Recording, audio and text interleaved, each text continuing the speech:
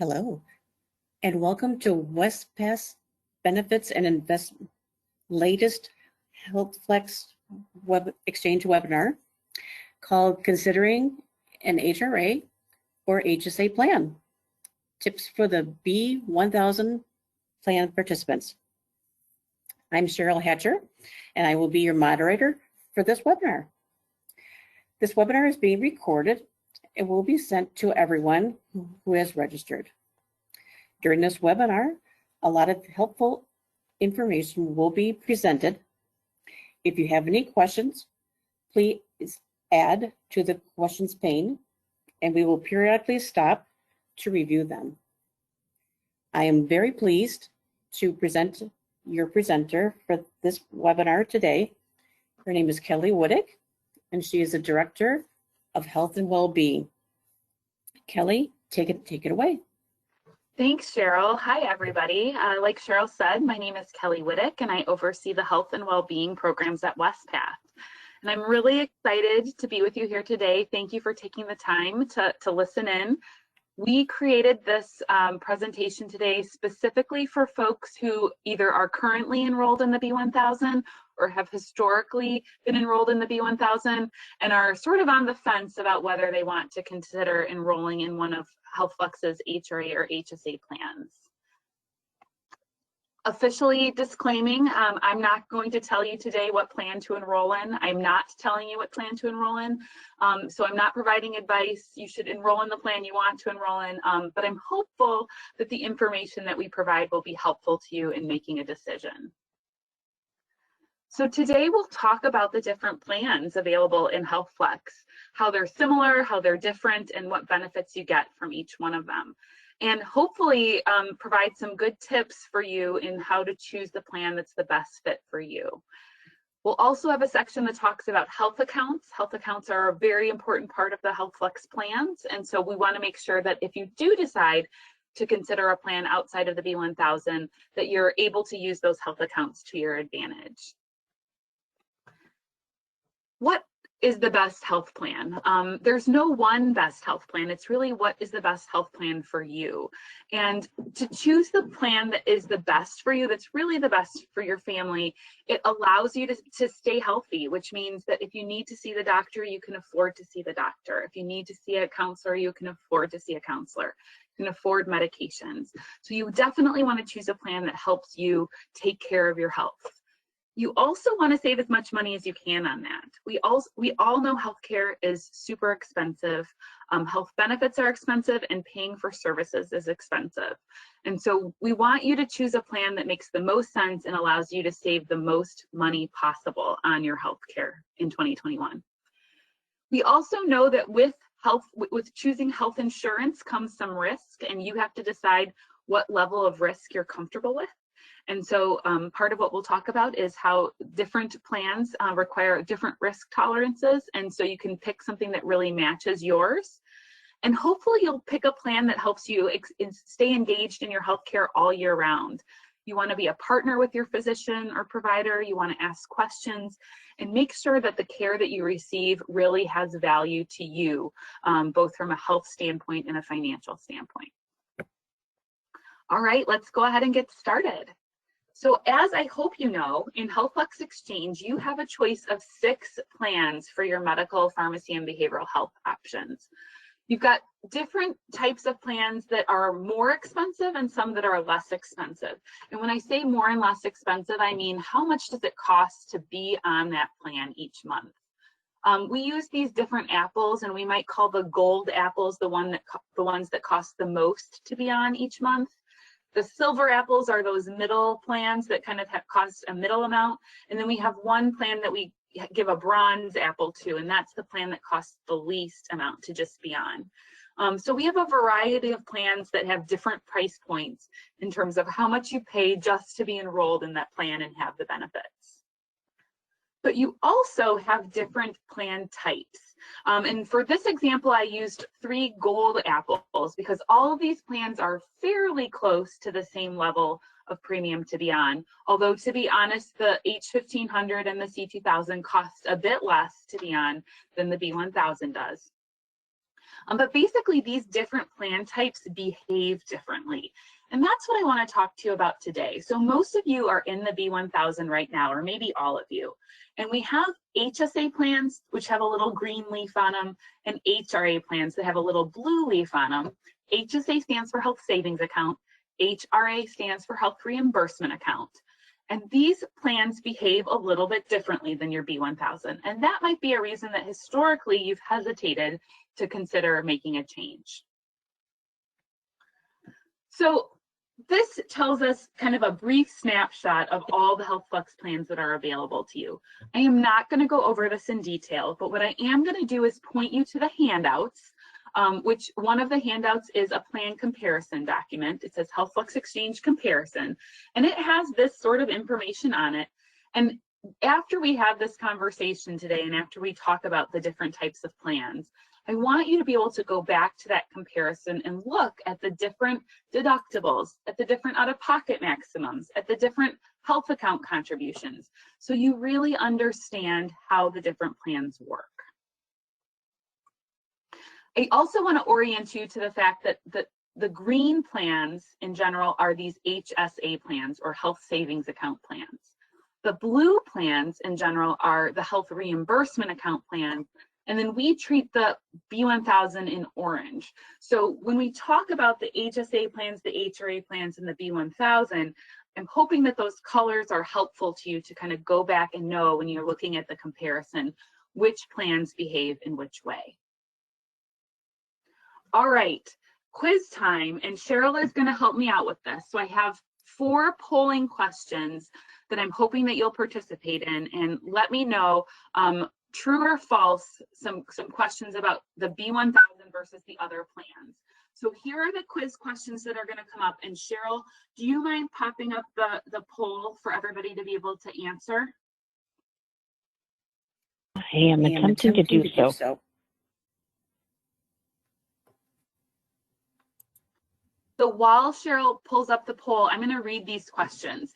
So true or false, the B1000 gives you more flexibility for which provider you can see without a prior authorization or referral. So this one is like, do you need to jump through more hoops to see the provider you want to see in the B1000 versus the other plans? The next question is, true or false, the B1000 covers more services than the HRA and HSA plans. So are there certain types of medical services or pharmacy services that you might be able to get covered in the B1000 that you can't get covered in the HRA, HSA? The next is the B1000 covers more medications than the HRA, HSA plan. True or false? So are you able to get certain medications covered under the B1000 that you're not able to get covered under HRA and HSA plans? And the final question is, the B1000 is the lowest net cost plan if you have a really bad year. So let's say you have a really long hospitalization. I mean, we certainly know that this year, you know, more folks have had bad years health-wise than in prior years. And so the true or false, the B1000 ends up being the lowest cost if that is you in 2021. All right. Cheryl, do we have responses for the poll questions? Unfortunately, I wasn't able to get those launched, so I apologize. Oh, okay, no problem. Well, then this will be a mental poll, which we'll take that. So true or false, the actual answer to all of these questions is false. There's no difference in the B1000 and the HRA and HSA plans for all of these type of things. And we'll talk about how the B1000 ends up maybe not being the lowest net cost plan if you have a really bad year, a catastrophic year. So hopefully you at least mentally answered some of those questions for me. And if you answered true to any of them, then hopefully these next couple of slides will help you see why the B1000 and the HRA HSA plans really behave the same in a lot of these ways. All right, here we go. Plan similarities. So this is basically answering the first 3 true or false questions for you. So first of all, all of the plans behave the same in terms of accessing the doctor or provider of your choice without a referral. So if you need a prior authorization in an HRA and HSA plan, it's because you also need a prior authorization in a B1000 plan. If you want to see a specialist, if you want to see a therapist, if you want to get a test done, the same rules apply for all of these plans. You don't have to worry about the HSA and HRA plans having less access to doctors. You also have full access to the Blue Cross or United Healthcare nationwide network. Oh, Bob says that he's still seeing the poll and not the presentation. Cheryl, is it me who is sharing? I think it's me, and I'm trying to work it out. I'm sorry. Okay, no problem. I am going to chat here a little bit, and then hopefully we'll get the screen up and sharing, and then we can go ahead and you'll see that all these things, I've got a nice visual that shows how all these things are matched up. Okay, so the same network, the same providers. If your doctor is in network in the B1000 plan, your doctor is in network in the HSA and HRA plan. So you don't have to worry about picking a plan that your doctor is in network. The same network applies to all the plans.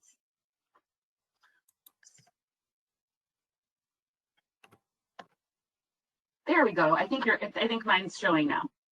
We're good. Thank you. Awesome. All right, so here we go. My cool check marks.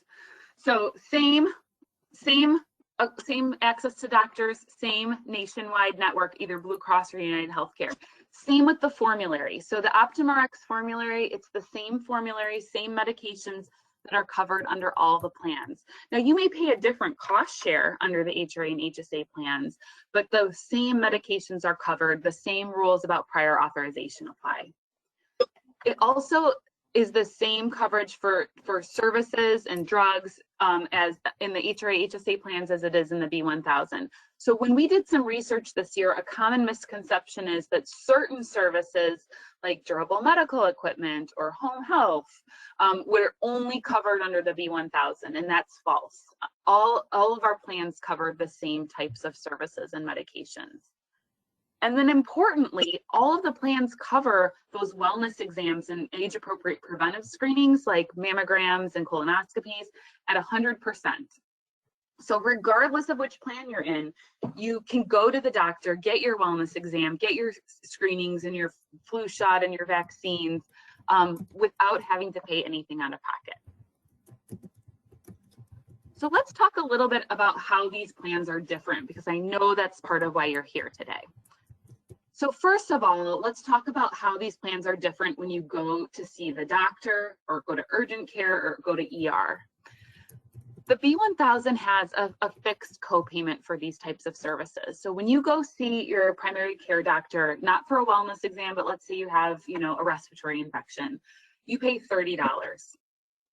If you go see a specialist like a cardiologist, you pay $50. If you go to urgent care, you pay $100. If you go to the ER, you pay $200. And I know that there's something comforting about knowing exactly what you're going to pay. Now, the HRA and HSA plans behave differently. You pay the full discounted amount of that service until you've met your deductible, and then after that, you pay your coinsurance. So for a primary care visit, that might be like $78, $80, something like that. That's what my family has paid historically for a sick visit. An urgent care visit might only be a couple $100s. And so I think it's important to realize that in our minds, it seems like those numbers are going to be a lot bigger, and they often aren't. And so it's important to realize that even though you're paying the full discounted amount, you're still getting the benefit of the discount.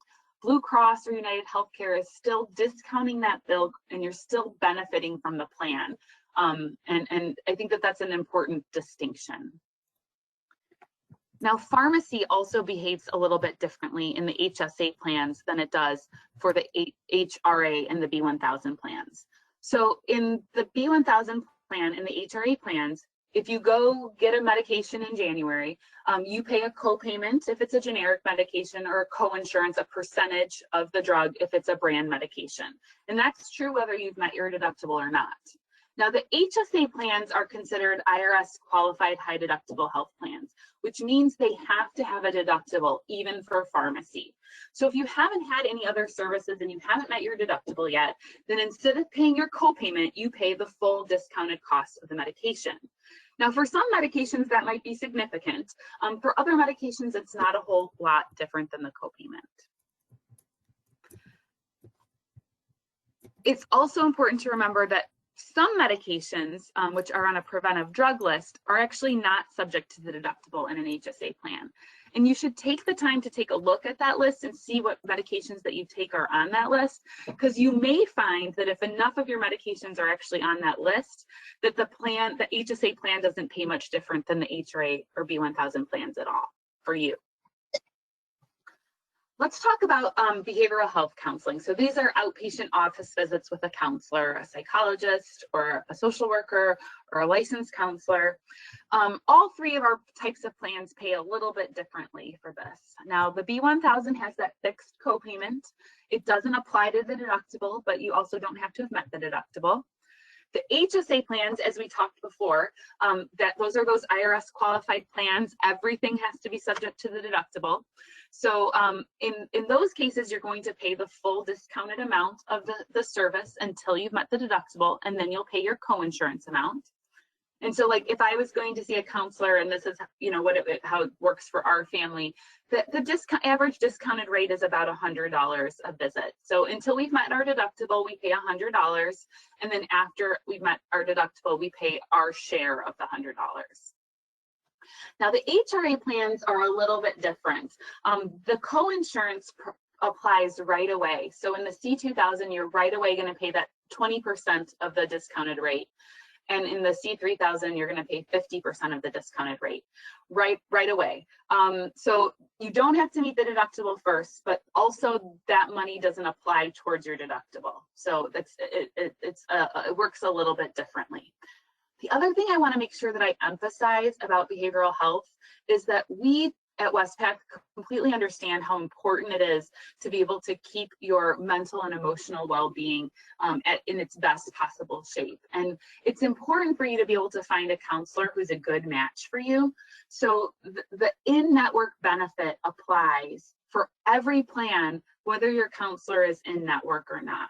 So if you're if you're seeing an out-of-network provider, you still have your benefit pay at the in-network rate, the in-network deductible, the in-network copayment, even if your counselor isn't in the network. And then finally, the HSA plans behave a little bit differently when it comes to if you cover family members. So with all of the plans, there's an individual deductible and a family deductible. And for the B1000, what you're used to is if one person has expenses, they have to have expenses up to the individual deductible, and then the plan starts paying its co-insurance. Well, in the HSA plans, and again, this has to do with IRS rules, if you cover family members in the plan, you're able to contribute a higher amount to your health savings account, which can be a huge tax advantage. And so therefore, the IRS says, okay, well, then you have to actually use the family deductible. So if I'm in the H1500 plan and I cover multiple people, instead of $1,500 being my deductible, if only one person has expenses, $3,000 is always my deductible, even if only one person has it. So that's a little bit different about the HSA plans. And going back, I'm going to go back to this page over here. Oops, look at me. You'll see in the side-by-side comparison that I pointed out in the handouts, this little white box that says if more than one person is covered, the family deductible always applies. So that's a reminder when you're taking a look at that plan comparison to remember that if you're covering family members, you want to look at that second number in the deductible and not the first. Now, I will tell you that the out-of-pocket maximum behaves the same for all the plans, which is if only one person has expenses, they only have to meet the individual out-of-pocket maximum. And I don't know if you noticed, for those of you who have been in our plan for a while, we actually lowered the out-of-pocket maximums for all of the plans except for the B1000 this year. So now the out-of-pocket maximum actually matches the B1000 for every plan except for the H3000. So if you were worried about that higher out-of-pocket maximum and that was what was keeping you from trying an HRA and HSA plan, I think we've got you covered this year and we've lowered those out-of-pocket maximums considerably. All right. So what does all of that mean? We talked about how these plans behave similarly. We talked about how they behave differently. And what I really want to show you is what that means if you're actually trying to see a physician or if you're actually trying to get a medication. So let's say that you're visiting a doctor or a therapist. If you're going to get a wellness visit, like I said, you're going to pay $0 regardless of which plan you're in. The plans, all of them cover wellness exams at 100%, adults and children, including the age-appropriate preventive screenings. If you're going to see your primary care doctor for a sick visit, like a respiratory infection or your kid has strep throat or something like that, like we talked about, the B1000, your copayment is $30 if you go in network. And then the HRA and HSA plans, you're going to pay that full discounted cost, which could be around $80. That's what it is for our primary care doctors, both adults and kids in the families. They end up around $78 to $80. So it's more, but it's not a ton more. Now, my daughter also sees a pediatric kidney doctor, and I went and looked at our EOBs, and in our HSA plan, if we haven't met our deductible, we actually pay about $330 for that kidney visit. So if you're seeing a specialist, depending on the specialist, it could actually be the full discounted amount could be significantly more than the copayment. So the B1000 copayment is $50. It's important to realize that you may also have health account contributions to help offset that, but not paying attention to those right now. I just want to share that it could be considerably more for certain types of visits. If you go see, or if you work with a telemedicine doctor on MD Live, it'll cost you $20 in the B1000. It'll cost you $40 in the HRA or HSA plans. An average physical therapy visit would be subject to that $30 copay in the B1000. It might be around $80 or $100 depending on what type of services the therapist is providing. And then I gave you the behavioral health example that for our family has usually the full discounted amount is around $100. So in the HSA plan, you'd pay the $100. In the HRA plans, you would pay just the co-insurance, so 20 or 50% of that $100. And in the B1000, you would pay $15 for the copayment. So how does that all shake up? You can see that sometimes, like, there's could be a significant difference between the HSA and HRA plans and the B1000, depending on what type of services you receive, especially with that kidney specialist in there. But if we get rid of that kidney specialist, because some of you don't see a pediatric kidney specialist, and maybe you don't see a specialist regularly, depending on what type of services you get, the difference could be a lot smaller. And considering the HRA and HSA plans have lower premiums to be on the plans, it might be worth a second look to see if you're really spending a lot more out of pocket or not. Let's go into medications. So different type of medications pay differently in the different plans. Let's say you get some kind of a respiratory infection and need to get some antibiotic. I picked a heavy duty antibiotic like Augmentin. Some of the antibiotics like amoxicillin are considerably less expensive, and $10 isn't even that expensive. So because it's a generic 30-day retail, under the HRA plan and the B1000, you just pay the $10 copayment. But that full discounted price of Augmentin is only $10.50 for a 14-day cycle. So yes, you have to pay the full discounted price in the HSA plan, but it's only 50 cents more than you would have to pay with the copayment. Next, I looked at a treatment for seasonal flu. I was looking for a brand medication. So I found Relenza Discaler, which is an antiviral for influenza. And that's a brand medication, and it's $58 is the discounted price with Optum Rx. And so because it's a brand medication, you would end up paying $50 for that supply in the HRA plans and the B1000. So again, it's more expensive to be in the HSA plan, but not a lot, and you might be saving a lot of money in premium. When I look at a generic cholesterol medication, like a 90-day supply that you might take every day, well, that's a preventive medication. That's on the preventive drug list. Lovastatin is the one I picked. So because that's on the preventive drug list, that is going to pay the same regardless of which plan you're in. Then I decided to look for a brand medication that might be a little bit pricier. So I found an acne medication, oral acne medication called Ziminio. Now that one's $2,000 is the discounted price for a 90-day supply. So if you're in the HSA plan, you might pay that full discounted $2,000. And I hate to even think of what the billed amount for that medication is if the discounted amount is $2,000. And so in this case, your HRA and plans in the B1000 are going to save you a lot of money because they're only $300 for that 90-day supply instead of $2,000. And then I also looked at a daily blood thinner, so Eliquis. That's also considered a preventive medication. It's a brand medication though, so it's a little more expensive than the Lovastatin. So a 90-day supply of the Eliquis would be $165 under each plan. So when I total these all up, you know, at first glance, I'm like, wow, those HSA plans are way more expensive for these medications. But the truth is that not everybody's even on a brand medication, and certainly not everybody's on an expensive brand medication like Ziminio. So you actually have to look at your medications and determine whether your medications are going to be significantly more expensive under the HSA plans or the HRA plans.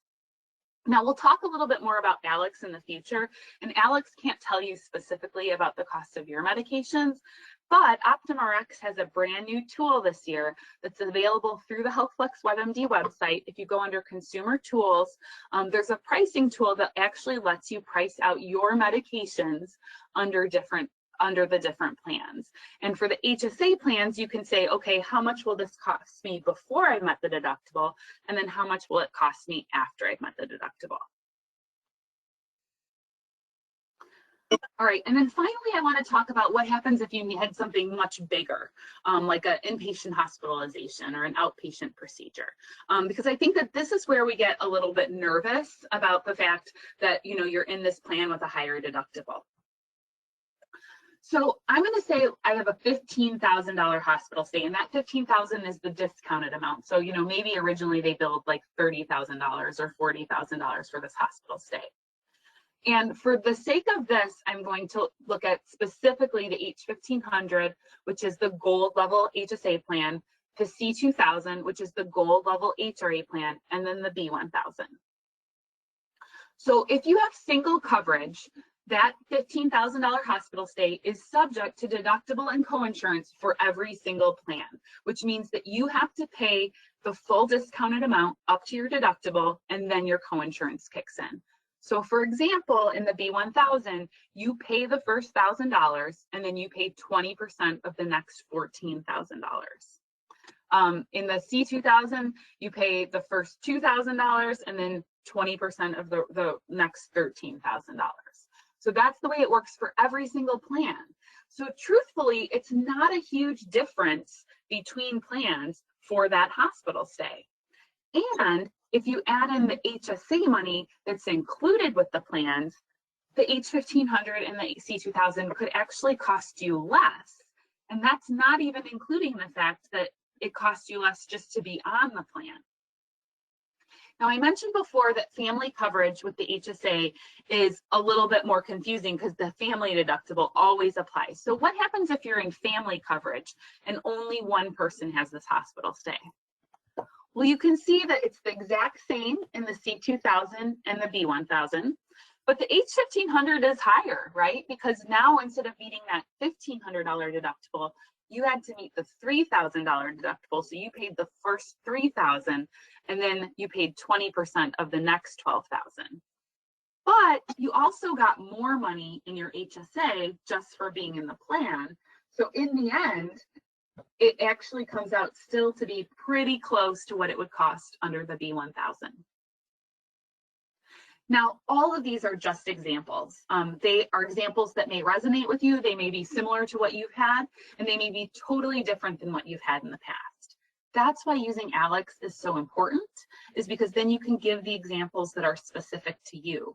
But the reason I shared these with you today is because I think that when you're first looking at these higher deductible plans, or plans where you have to meet the deductible before the plan starts kicking in, you think to yourself, this is going to cost me a lot more. But in a lot of these examples, it does cost more, but it only costs a little more. And then when you add in the health savings account or health reimbursement account contribution, and you add in the amount that you can potentially save in premium, it ends up being a different story. This is just a reminder. Like we talked about, you have in the handout this plan comparison document. You can also find this in the HealthFlex details and FAQ section on the HealthFlex WebMD site. So I think that this is a really good piece of information to use. Somebody asked me in a prior webinar, you know, what happens if you want to do something more specific than just ALEX? And I think that what we said, and if you're somebody who likes Excel and likes playing around with things, you can actually go and take your explanation of benefits from prior years, find that full discounted amount, and actually compare it under the different plans as detailed in the plan comparison, and get a pretty decent idea of how your specific doctors and your specific services might pay under the different plans. So don't forget, it's important to really weigh the full cost and value of the plans and not just get scared away by the fact that you don't have a fixed copayment. So you have to consider, how much are you paying after that premium credit that your plan sponsor gives you? How much money is included in a health account in the plan? Just for enrolling in the plan, you're getting money in the health account.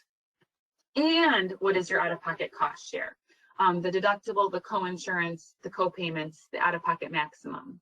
And remember, the out-of-pocket maximum is the same for all but the H3000 plan.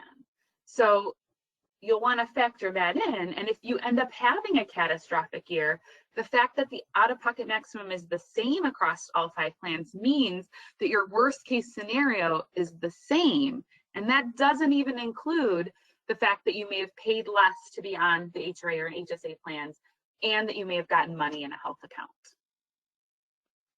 And then don't forget, wellness programs, preventive services, screenings are always included at 100% for all plans. So you don't have to worry about, you know, having this less expensive plan and then not feeling like you can go to the doctor and get your wellness checkup. So I'm going to give you another example, and this is to show you what happens if you only pay attention to your out-of-pocket costs instead of the whole value picture of the different plans. So again, these are just examples. This may or may not be an example that applies to your particular situation, but in this example, I used an actual family plan. They were in family coverage, an actual HealthFlex plan sponsor who set their premium credit right around the cost of the C3000 plan. So that middle plan is covered by the premium credit, which means that if the person in this example wants to be on the B1000 or the H1500 or the C2000, they're going to have to pay more each paycheck each month to be on the plan. But if they want to be on the C2000 or the H2000 or the H3000, they may actually get extra money in their health account. All right, so this family is going to go to the doctor for 10 sick visits over the course of the year. So they have multiple family members, you know, nothing major, but, you know, strep throat a couple times, respiratory infections. So they're going to go 10 times to the doctor. They're going to get 10 generic medications and also have 2 urgent care visits. So if you just look at out-of-pocket costs, you think to yourself, wow, those higher deductible plans, the H3000, the H2000 are really expensive. And they're costing me, you know, over $1,000 more than just being in the B1000. So I'm just going to stay in the B1000. But if you take a look at the out-of-pocket costs plus the amount you pay to be on the plan, which is the premium, plus the amount that you get in the health account by being on the plan, it shows a different story. So in this case, you know, you pay so much extra in premium to be on the B1000, you end up paying, you know, $4,000 over the course of the year instead of just $650. And because you have so much money left over from your premium credit, when you choose the H3000, you actually end up with money left in your HSA at the end of the year. So again, this is just one example. It doesn't mean that everybody, you know, is going to end up this way, but that's why it's worth taking a look at Alex, because you could end up with a significant difference in how much you spend in a year if you look at some of these other plans. And let's say you're not comfortable with the H3000. You know, you could still save a considerable amount of money by choosing the H2000 or the C3000. What happens if your plan sponsor pays for all of the cost of the B1000? Now, most plan sponsors don't do that, but some of them do. And if your plan sponsor is fully paying for the B1000, then why shouldn't you take it? I mean, it doesn't cost you anything to be on it, and it has such low co-payments and out-of-pocket costs. Well, this is why you should at least look at some of the other plans. So if your B1000 is fully paid for, you may only pay $600 and some dollars with this scenario of doctor's visits and medications. But you had an opportunity to save thousands of dollars in an HSA or an HRA that then you can roll into future years. And by choosing the B1000 when it wasn't necessarily the financially best fit for you, you ended up losing the opportunity to save thousands of dollars towards future expenses. So again, I'm not telling you which plan to enroll in. There's many things to think about, but I want to make sure that you're thinking about it and that you know that in many scenarios, there's a huge opportunity for savings by choosing a plan other than the B1000. When we look across the entire HealthFlex population, and each one of these bars represents a different plan sponsor. Right now we have 37 plan sponsors, and this doesn't quite represent all of them, but it represents the ones that offered the multiple plans in last year. These bars tell us what percentage of the participants in a given plan sponsor chose the plan that for them, based on their claims in a prior year, would have actually cost them the least. So we don't look at anybody's claims individually. We don't want to know who's getting what service. But when we look in aggregate at claims and we say, this constellation of claims, what would have been the lowest cost plan for that constellation of claims, and then what did that family actually choose?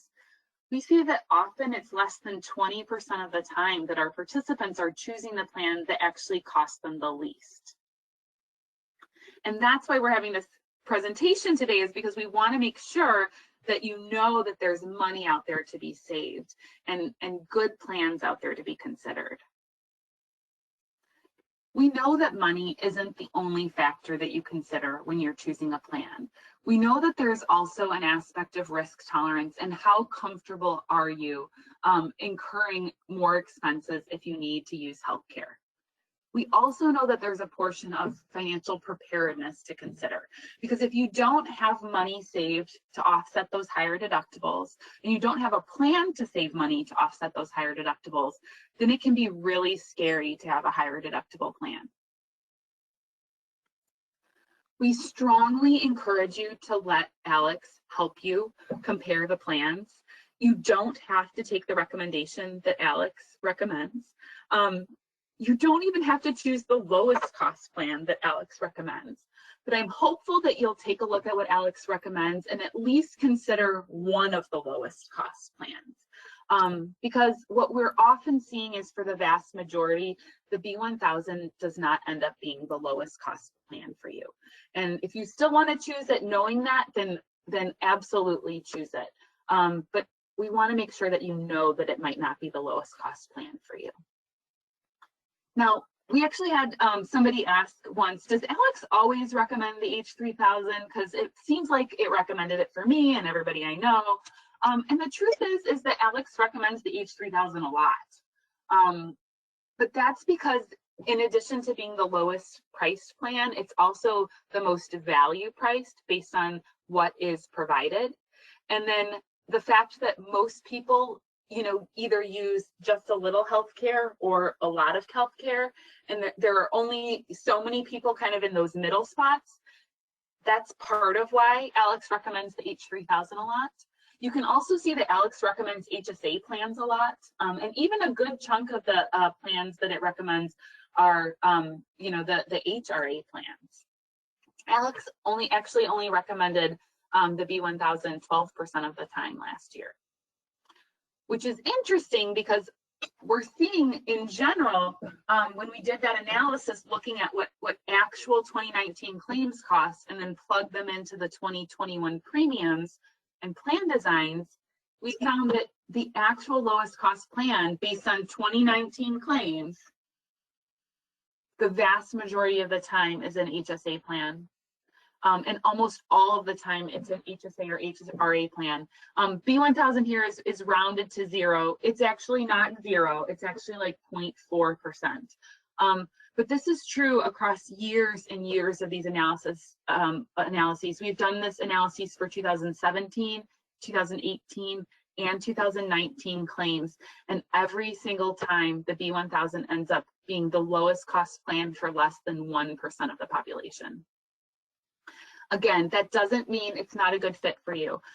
It might be the best fit for you because you do have a low risk tolerance. It might be the best fit for you because you aren't comfortable saving money in an HRA or HSA. But what we really want to happen today is that you understand the plan you chose, but you also understand the 5 plans you didn't choose. And you know that you're choosing the plan that might not be the lowest cost plan for you because you've prioritized something else over cost. And if you go into annual election and really make a choice in that way, then I think that we will have been completely successful in you picking the best plan for you. All right, this is not the end of the presentation, but it is a pausing point, and it's a pausing point to take some questions. So Cheryl, do we have some questions in the chat? We do have some questions. Someone is actually looking for more information regarding specialty medications. Hey Cheryl, we're getting a double an echo from you.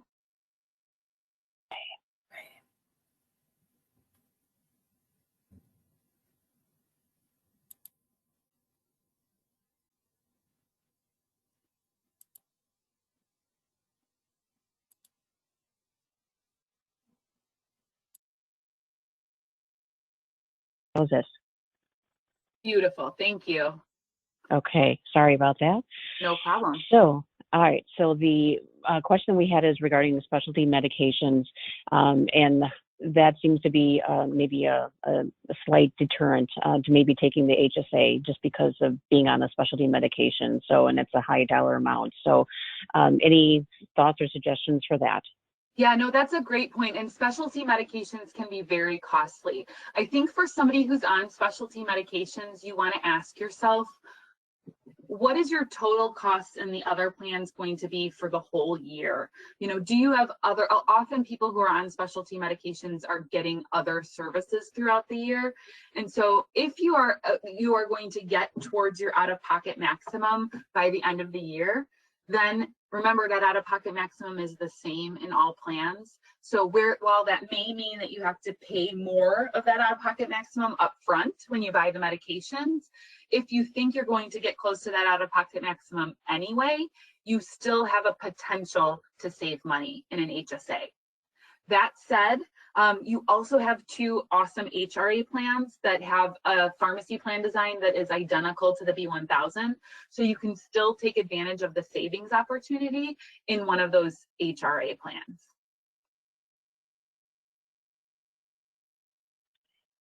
Thank you. Another would be regarding the scenario that you had earlier regarding the out-of-pocket for the hospital stay at $5,000. Since that is the out-of-pocket max for the HSA for an individual, the chart showed the patient owing $5,400. You are right. Thank you. You caught me on my math skills. I was definitely going for the illustration, but you're absolutely right. And I'll go back. Oops. Hold on a second there. I'm going to go back to that slide.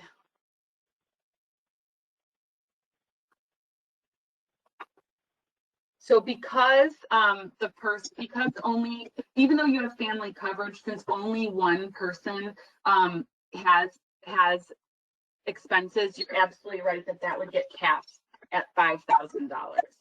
So there we go. That person would have hit the out-of-pocket max, and they would not have to pay that extra $400. And we are not seeing the presentation. Oh, well, then you didn't see me fix it.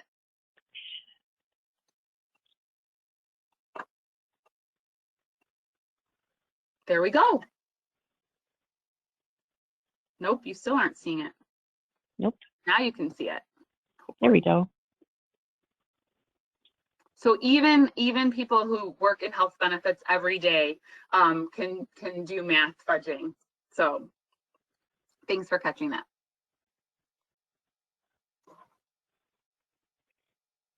All right. So another question we have is, so in what scenario would the B1000 turn out to be a better option? You know, that's a great question. And we've been racking our brains on that one for months and years. You know, I think that some of the possibilities are a certain constellation of things that have co-payments instead of co-insurance, right? And so it might be like if you have a lot of physical therapy visits or if you have a lot of counseling visits. But you definitely would want to do the math, right? Because you still are going to save money in premium by choosing one of the other plans, and you're still going to get money in a health account. So you would want to make sure that you really have enough of those visits to balance it out. And that would be a great place, I think, for a simple Excel spreadsheet if you like Excel, because you could say, okay, I'm going to have, you know, under the B1000 it's going to be $15 a visit. Under this H1500 it's going to be $100 a visit, and it might not be 100. You should look at your explanation of benefits to know how much it would be for you. And then multiply it up and, you know, compare it to how much you're saving in premium and how much you're getting in the health account. And then you can know that you made, you know, the most informed choice about whether that's the right plan for you. Oh, and also don't forget that for many people, you can use the employee assistance program for up to 8 in-person free visits. And so depending on how many counseling sessions you're needing and what it's for, you might be able to use the EAP, in which case you wouldn't have to pay for that regardless of which plan you're in. All right, another question we have is that someone happens to take insulin, so that makes the high deductible difficult for the first part of the year. So any thoughts on how maybe some of that could be offset? You know, I think that it really comes down to planning and what you're capable of funding for a year. So it might mean that in the first year you consider an HRA plan, and you try to use whatever savings that you have from the premium in the HRA plan to kind of put aside and prepare for an HSA plan in the future. So that's certainly an option. Or if you have some savings aside that you can, you know, put up front in your HSA, and then and you know, kind of pay yourself back over the course of the year from your savings, that would be another option that you can do. Because even though you could always, you know, fully fund your HSA at the beginning of the year if you have that extra money, and then you could pay yourself back over the course of the year if you wanted. The easiest way to fund an HSA is just to have it come through your paycheck, but it's not the only way if you think you're going to have a lot of expenses at the beginning of the year.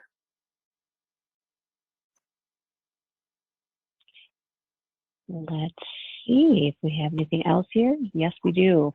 How do I access the videos for these webinars after it's over? So everybody who registered for this, so obviously you guys all registered, will get the video in an email. And then we will also make them available on our website. So if you go to the wespath.com site wespath.org site, and you click health and well-being, there's a section for webinars and videos, and these recordings will be there under that Vision 2020 series. Now the question is, I have a secondary insurance under my husband's insurance. Does that, how does that impact my choice? Yeah, that's a great question. So One of the rules with the HSA plans and contributing to an HSA is that you can't have any coverage that's not a qualified high deductible plan. So if you've got spouse coverage that's not a high deductible plan, then you wouldn't be eligible to personally contribute to the HSA or accept the HSA contributions that come with the plan. So if you do have non-high deductible health plan coverage under a spouse, you may not want to consider picking an HSA plan. You still have the HRA plans available to you, so you still have choices. The other thing that I always encourage people at least to look at if they have double coverage is there enough value coming from your double coverage? I don't know how much you pay to be on your spouse's plan, but often many plans today don't pay a lot as a secondary plan. I know HealthFlex doesn't pay very well as a secondary plan. I think it's very generous as a primary plan, but as a secondary plan, it doesn't usually pay much more than the primary plan already paid. So I always encourage people who have double coverage to at least look and see if that makes the most sense for you. Next one that we have is the H3000. How do you determine how much to put in the HSA? That is an awesome question. I am going to delay that to the next section because I have a cool slide on that just helps you think through that process. All right. How do I see what Alex would recommend or see what the premiums are? I'm brand new to Wespath. So you should be able to go to wespath.org. You're going to click on Health and Wellness Benefits, and that will allow you to log into the HealthFlex WebMD site. And right there in the action plan, as well as down below where it says consumer tools, you should see prompts for let Alex help you choose a plan. So you click on Alex. Alex knows what plan sponsor you're with. And so it knows what your premium credits are. It knows what your premiums are, and should be able to give you some good comparisons for your personal situation. I highly recommend it. What happens if the amount that your plan sponsor pays towards your premium is more than the premium? So if you have leftover premium credit after the premium, then your extra premium credit goes into either a health reimbursement account or a health savings account. And I'm going to go back to this slide that we looked at earlier and remind you that in this example, let's see here. So you can see that again. So in this example, the individual has extra premium credit in all of the plans except for the B1000. And that's why they are accumulating so much money in their HRA or HSA. So for the for the H1500, H2000, and H3000, any excess premium credit funds in HSA. And for the C3000 and C2000, any leftover premium credit funds in HRA. So you don't lose that extra premium credit, which is why even if you have a very generous premium credit, it is absolutely worth looking at some of the lower cost plans because you could keep this money. I mean, HSA money is yours to keep forever. And so if you're not using it in the plan year, then you might as well be saving it for future health expenses. Excellent. All right. Another question we have is a family member goes to mental health services twice weekly. Based on that, the B1000 is a much better choice, potentially. Do you have any advice on that? I think that what I would just say is make sure you look at the whole picture for your whole family over the whole year, and factor in all of the services that you think your family will have, as well as all the premiums that you'll pay, the health account contributions, and the out-of-pocket. Obviously, there is a small percentage of folks who would financially benefit from being in the B1000, but it's not high, that number, and so it's worth looking a little bit more closely to see if that's you. What is the difference between copayments and coinsurance? So a copayment is that fixed amount that you pay for a service. So that $30 or that $50, no matter how much the doctor bills, you're always paying the same amount. Coinsurance is a percentage based on what the provider bills. So in my examples, I said, you know, $80 for actually I'm gonna say $100 because that's easier to do math in my head. So $100 for behavioral health visit. So the coinsurance, if you pay 20% of $100, your share is $20. But if the provider bills and the discounted price is $200, now you're paying $40. Whereas the fixed copayment doesn't change. But you actually, if you go back and look at your old explanations of benefits, you should be able to see over time your providers that you see regularly, how much they're billing for their services. Excellent. If I usually do not go to the doctor except for yearly visits and wellness checks, but are starting to plan to have a family in the next year, how will maternity costs compare in the plans? Would the H1500 still be cheaper overall, or are you paying the specialist cost each maternity visit? So I definitely recommend you use Alex because Alex specifically asks about whether you're thinking about starting a family.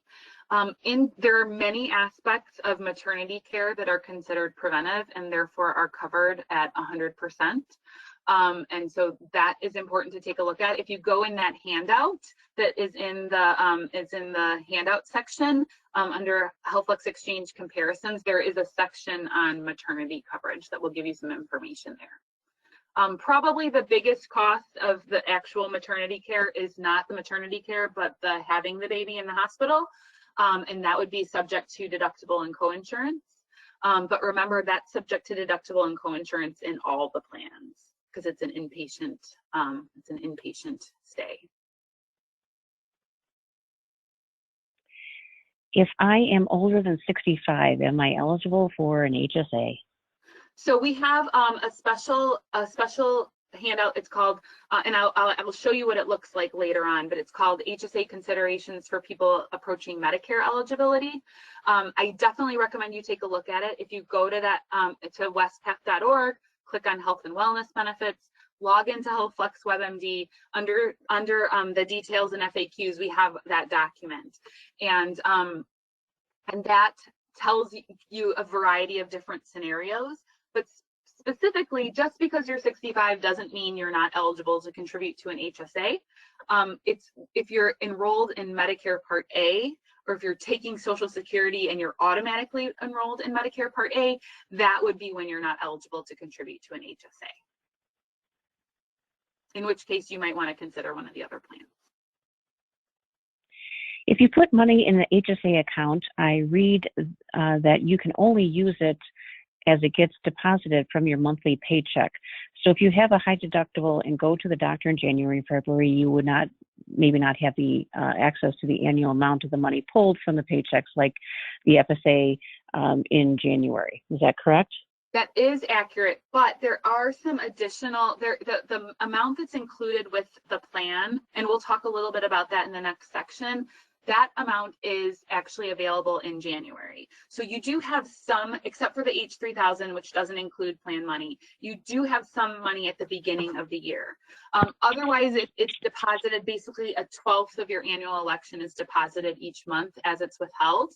I will say that other than pharmacy, where you really do have to pay that immediately, often if you have physician visits or hospitalizations, you can set up some sort of a payment plan, which would potentially allow you to pay off a bill as that money showed up in your HSA. So there are ways to kind of work around that and be able to still take advantage of the HSA advantages. We have another question regarding the FSA along with the HRA. Can you actually put money in both of those accounts? So you cannot put money in an HRA, and my next section is going to be a little bit about health accounts. I'll keep this brief.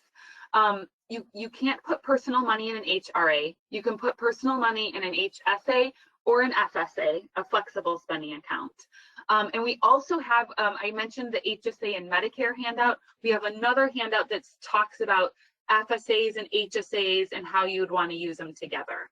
And if you're thinking about both, I highly recommend that you take a look at that. Again, you go to wespath.org, click Health and Wellness Benefits, log into HealthFlex WebMD, And under details and FAQs, where the plan comparison is, you're going to find something that says FSAs and HSAs, or maximizing FSAs and HSAs. And I think that that's a great piece to take a look at. What my most basic advice is that if you haven't maximized your contribution to your HSA, you probably don't need a healthcare FSA. Can a dependent use an HSA for secondary coverage? I have a 21-year-old who has insurance from me and has other parents, so the parents are divorced. So how can the dependent use the HSA money if they can? So HSAs and FSAs can be used for tax dependents, including somebody who's not on your plan. In the comparison document at the end, we talk about the different types of rules and who you can use the accounts for. So I definitely recommend you take a look at that. Typically, if a dependent child is a full-time student, you can continue to use your HSA or your FSA for them, even if they're over age 18. And if that's the case, you can use them. You can use it for any qualified expense, whether it's an expense incurred through HealthFlex or an expense that's incurred through another plan. Hey, Cheryl, let's take one more. And if I will tell everybody that Cheryl will get a whole list of questions. And if we've missed your question, we will email you your response. So we will not leave you hanging. We're grateful for your time. And I know that there are a lot of questions, and we will get your questions answered. Yeah, we've had a lot of great questions here. So let's see. So some of them are dealing with the Medicare issue or getting close to that age. So I think you've answered most of them ones for right now. So I think we can continue to go forward. I am going to keep going, but like I said, if we didn't get your question, we will respond to you via email. All right, let's talk a little bit about health accounts. Because if you do decide to leave the B1000, I would want you to make the most of that plan. That's how you can pick your best benefits for 2021. And that means using those health accounts to your advantage.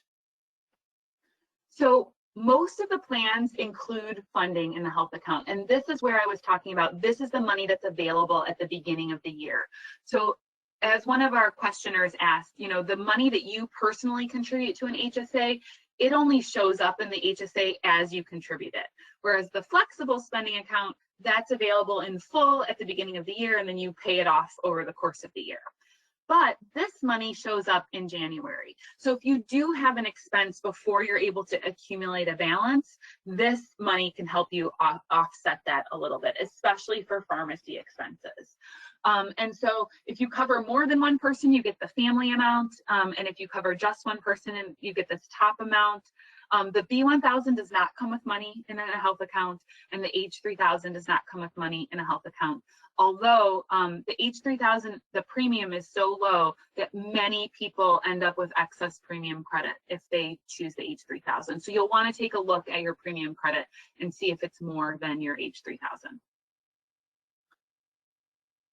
The reason that we encourage you to consider contributing your money to an HSA or an FSA is for multiple reasons. And if you look at the bottom, I just want to highlight that almost everybody in HealthFlex can benefit from this.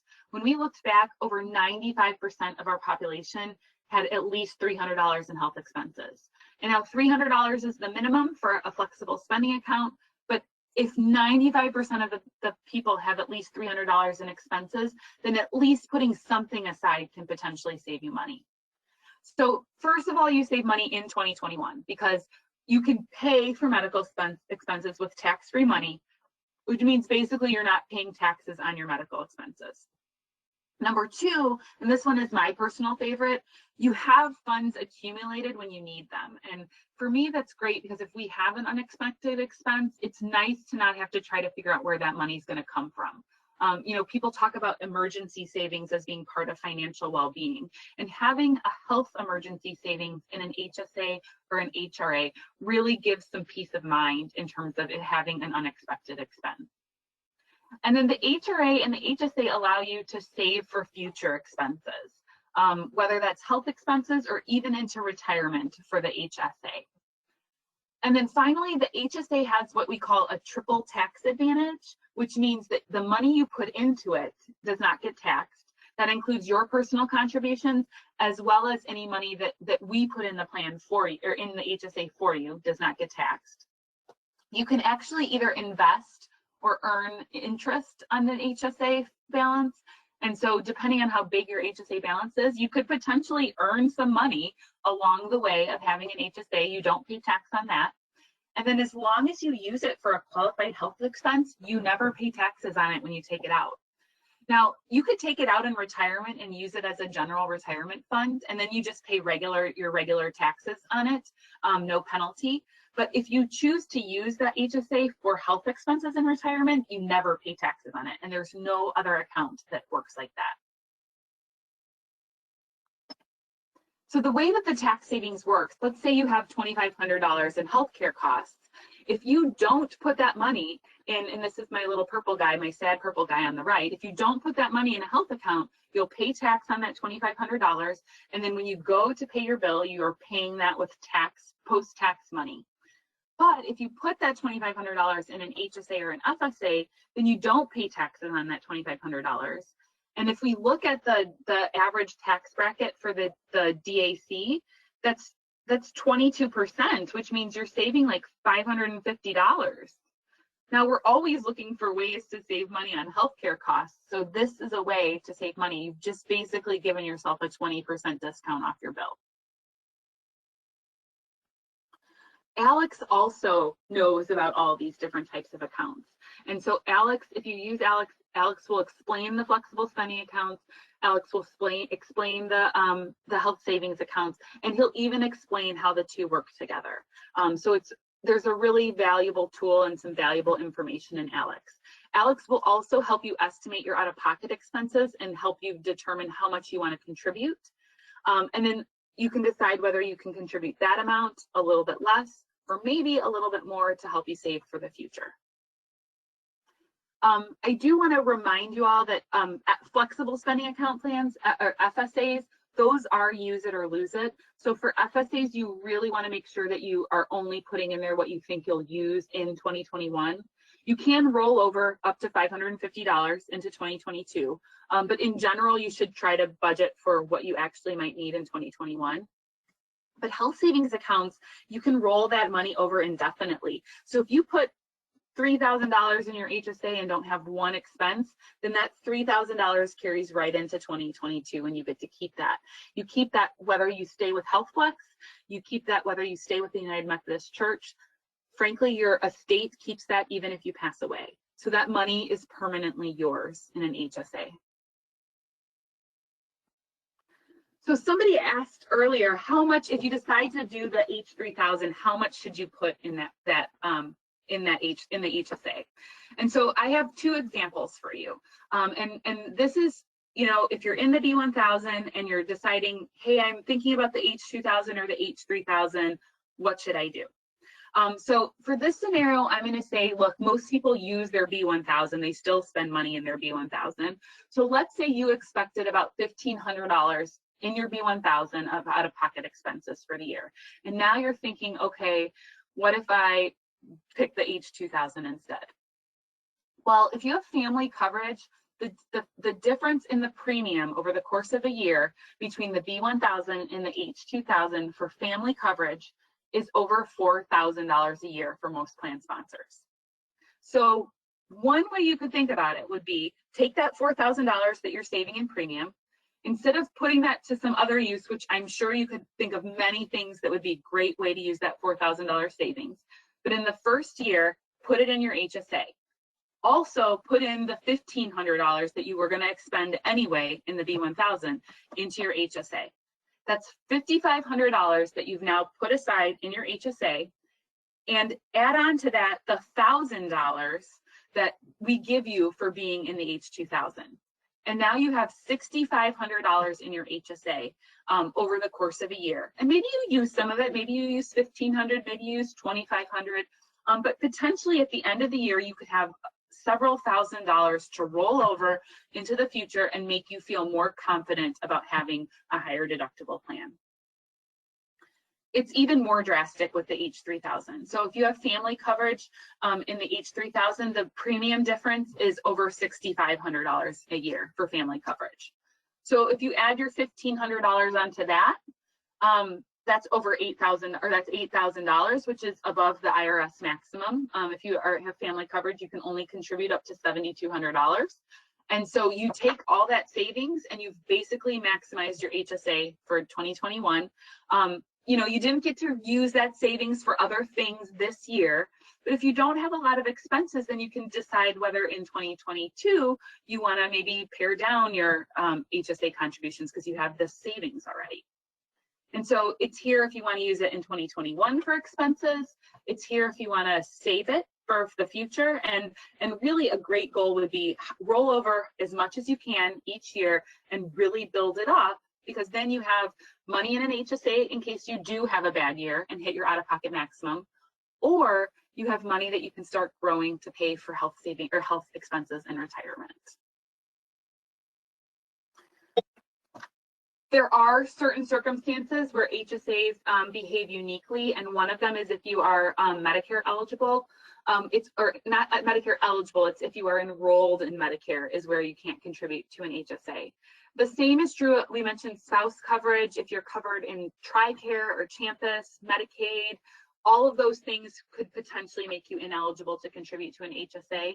So if those are you, maybe take a look at this sheet. Remember, it's under the details and FAQs on the HealthFlex WebMD site. And then the other piece that we have that I wanted to draw your attention to is this about maximizing your tax savings and how to use an FSA and an HSA together. So remember, you can use your HSA for anything that you can use your FSA for. But if you have the ability to completely maximize your HSA and still contribute more to your FSA, then that could be a strategy that allows you to save a little bit more money year to year to roll over in your HSA. But not everybody falls into that category, so it's definitely worth taking a look at that. I will call attention to everybody that if you do contribute to a health savings account, then your flexible spending accounts and any health reimbursement accounts you have to be limited use. And that means they are limited to dental or vision only until you hit a certain amount of expenses in a year. And that just goes back to those IRS rules, because the tax advantages of health savings accounts are so great that they feel like they have to have some restrictions. So if you're thinking about that, please take a look at that document. So to me, you're successfully using a health account if you are paying for your medical expenses with tax-free money, if you're not losing anything at the end of the year, so you're using the accounts wisely and being able to roll over funding instead of losing it at the end of the year. And hopefully you're able to set aside a little bit for future uncertainties. You know, my goal is to try to roll over $1,000 in my HSA each year. We have very high expenses, and so I use a lot of my HSA money, and so it's nice. I just try to roll over that $1,000, and now I've been in the health savings account plan for about 4 years, 5 years now, and I have a little cushion. And so when, you know, we had an unexpected ER stay with the hospital overnight earlier this year, I was like, oh, we have the money to pay for this, and it was nice. Talk about, you know, financial well-being contributing to your emotional well-being. All right, are there any questions that people have about health accounts?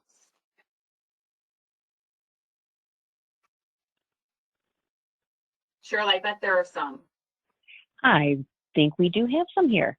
All right, let's see. Do the monies in the HRA eventually expire? I'm sorry, that's not a health account, but there was a question that came up. It's not one you can contribute to, but the health reimbursement account is important as well. Now, I want to again direct your attention to the comparison that's in the handout.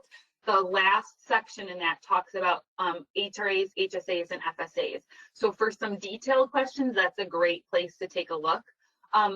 HRA balances roll over in full year to year as long as you remain a participant in HealthFlex. So as long as you don't terminate from HealthFlex, or as long as if you retire, as long as you retire from the UMC. And so if you are a couple years from retirement and you're thinking, oh, can I use this? You absolutely can continue to roll it over and keep it into retirement. Or if you think you're going to be in HealthFlex for a while, then you can definitely keep rolling that over. If I'm saving in HSA, is that available at the beginning of the year? I'm confused at when it's available at the beginning of the new year. Yep, so the amount that's included in the plan, and I'm going to go back to that slide, the amount that is included in the plan, here we go. Hopefully you can see this. So this amount that's, in each plan that's included, that is available in full in January. The HRA money shows up like right at the beginning of the year, and the HSA money shows up on the first business day, the first or second business day of the year. So you'll have that money in January. It's your personal contributions that are prorated over the course of the year. So what will happen is, let's say I choose, and for the sake of easy math in front of others, let's say I choose to contribute $2,400 of my own money for the year. That means every month I'm going to get another $200 in my health savings account. Right around the 6th or 7th of the month is when you'll get that, and that money will be withheld from your pay in that month. 2020 medical expenses, can they be paid with 2021 HSA money? They cannot. So you need to pay, you'll need to, you can use your HSA for expenses after the inception date of the HSA. So if you open up an HSA on 1/1/21, then you can only use it for 21 expenses and beyond. But truthfully, you can use it for anything beyond, right? So like, let's say you have an HSA plan for 3 years and then you accumulate a balance. You can continue to use that HSA in the future, even if you're not actively contributing to it. Excellent. Is it better to put money directly into an HSA or an FSA, or is it better to have the church take it directly from your paycheck? So they have different benefits. So for the FSAs with HealthFlex, those have to be salary deductions. And so the church would take it from your paycheck. They would remit it to the conference. The conference would give it to Wespath, and we would put it in the FSA for you. For the HSA, you have a choice. You can either do that same thing where you have the church withhold it, they pay the conference, the conference pays Wespath, we put it in your HSA for you. The advantage of doing that is that it's tax-free now, so you're not paying taxes on it now.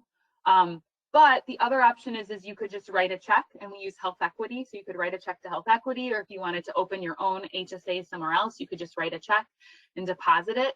Now that is post-tax money, but you can claim it then on your next tax return. So you still, in the end, get the same tax benefits, but it's like, do you want the tax benefits immediately, or do you want them when you file your taxes later?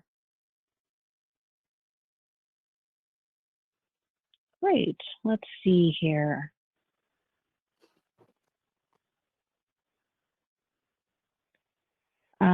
So again, if I put $550 into an FSA, I can roll that over into 2022.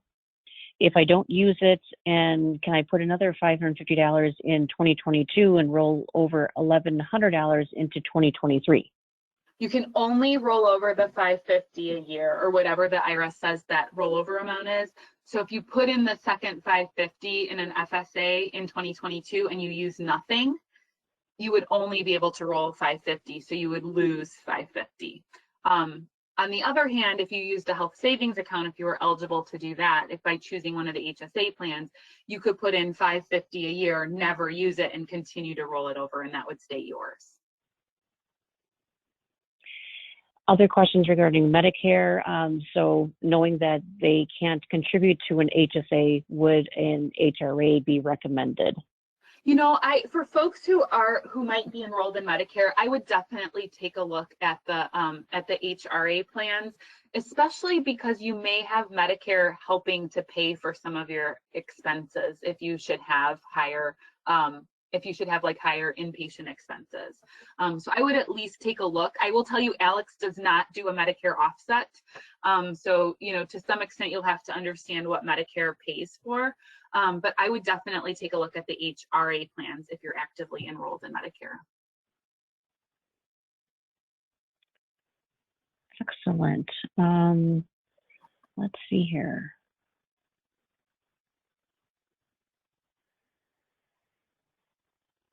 Got some other questions here, some longer questions. And remember, everybody, if we don't get to your question because it's either just too detailed or too specific, we will absolutely answer them after the fact in an email. So do not think that you took your time here and you're not going to get your questions answered. Can I use my credit card and get personally reimbursed from the HSA like I can for the FSA? Totally. You can decide what you want to submit to your HSA. So you can use a debit card. I personally use my debit card because then I don't have to worry about it. I have a debit card that is attached to my HSA. But if you like to get your points, you know, and I probably should do that, right? Like for a $3,000 hospital bill, I should probably take all the points and reimburse myself from my HSA. So it's really your choice how you want to do that. If the clergy person is on Medicare and UHC, but spouse is younger and on Blue Cross Blue Shield, what is the impact of that on the choice we make for the spouse? So I would definitely consider looking at that Medicare and HSA document if you're thinking, hey, I might want to enroll in an HSA plan, because the spouse could potentially be eligible to contribute to an HSA, even though the clergy person who's on Medicare wouldn't be. But it's a very nuanced situation, so it's one that we try to talk about in that Medicare and HSA document. Because there's a couple different ways that can play out, and we try to have a few scenarios in there. Okay. What happens when you retire from Methodist Church and have another health plan? Are you required to keep Wespath as the health insurance when you retire? I can't think of a time that you would be required to keep HealthFlex when you retire. I would definitely, I would check with your annual conference to see if they have any rules, but I can't think right now of why you would be required to do that. But remember, if you retire from the UMC, you can keep your HRA and, of course, your HSA because that's always portable.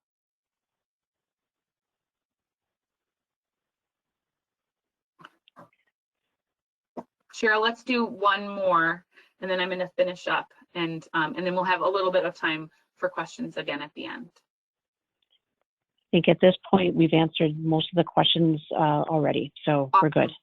Okay, well, there really isn't a lot more to say, but I did want to recap for you, which is, again, the whole goal of this is to give you the confidence to make the best choice for you and your family, and to just encourage you not to assume that your current plan, especially if that's the B1000, is the lowest cost plan, because we've seen year after year that in general, very few people are saving the most possible money in the B1000. We strongly encourage you to use Alex and let Alex help you decide. And if you are so inclined to kind of play around with Excel a little bit, you might be able to do your own little comparison based on the actual costs of services that you've used in the past. Do not underestimate the power of health accounts, both in terms of the money that's included in the health account with some of these plans, because that's like money in your pocket to help you pay for health expenses. But also the tax advantage if you're contributing your own money. There's a lot of potential benefit to using a health account wisely. And then just a reminder, there is no best plan. I can't tell you the number of times over the years I've heard people say, well, I'm in the best plan. The most expensive plan is not necessarily the best plan. It's just what is the best plan for you. And it's very possible that the B1000 may be the best plan for you. But again, make sure that you take a look at the other plans so that you're confident that you're making the choice that really makes the most sense and aligns with all of your priorities. A little reminder, HealthFlex annual election started yesterday, October 28th. It goes through November 12th. You can use Alex now. You can use Alex for the next 2 weeks. Frankly, you can go in today, make a choice, see how you feel about it, and you can still change it before you get to the end of November 12th. But just remember, whatever the final thing you've approved as of November 12th, that will be your election for the 2020 plan year, or 2021 plan year. I'm so grateful that you took the time to spend with us today. I know that there are many things that you could be doing, and I know that another webinar isn't necessarily what is on the top of anybody's list, but I hope that you found some information that's helpful for you and that helps you consider some of the other plan options. We're so grateful for the opportunity to serve you at Wespath. And so again, thank you for joining us today, and thank you for being a part of the plan. And Cheryl, we do have a good 5 minutes left for more questions if there are any that we haven't answered yet.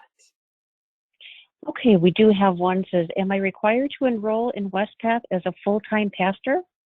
I think that I would encourage you to talk with your annual conference about that.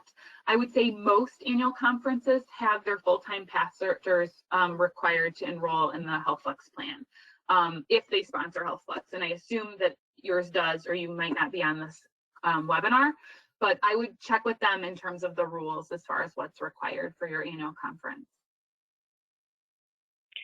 And then just to follow up to the adult dependent question regarding the HSA spending account. Mm-hmm. I mean that my child may have this type of insurance, age 1500. If the other parent's insurance plan is more like the B1000 plan, not high deductible, and mine has always been the primary. So how would that work for the HSA dollars then? So the HSA dollars, so if you as the participant are only enrolled in an HSA plan, a qualified high deductible plan, then you are eligible to contribute to the health savings account, and you are eligible to use that money for your tax dependents as the IRS dictates, which includes some dependents over 21 if they're still full-time students. The fact that the dependent is enrolled in another type of plan does not impact your ability to contribute to the HSA, and it does not impact your ability to use it for funds. So I hope that answers the question. If it doesn't, go ahead and enter it back in the chat, and Cheryl will make sure that we get back to you via email.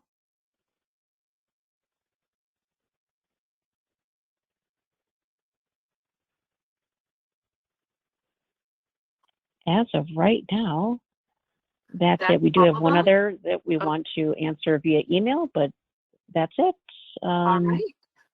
Mm-hmm. Well, I thank you guys so much, and Cheryl, thank you for driving this webinar. You are very valuable, and you made it run smoothly. And everybody else, thank you so much for taking the time to be with us today. I hope you found some information that will at least make you think twice about what plan you want to enroll in, so that you can confidently say that you've enrolled in the plan that's the best fit for you. Thank you.